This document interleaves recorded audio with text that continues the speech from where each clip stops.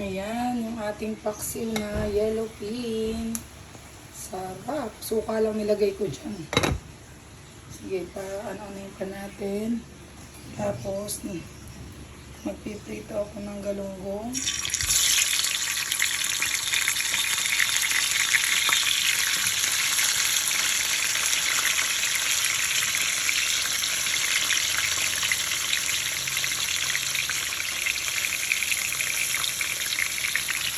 Ayan. Dito na ito ang galunggong. Habang niluto ang paksiw. Ito pa, hindi pa ako tapos hipon. Tatanggal pa ako ng sunod. Tapos yung mga karne na ilagay ko na sa rep.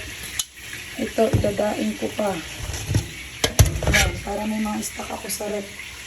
At madali na ako makapagluto. Dadaing ko ang dami. Ayan na.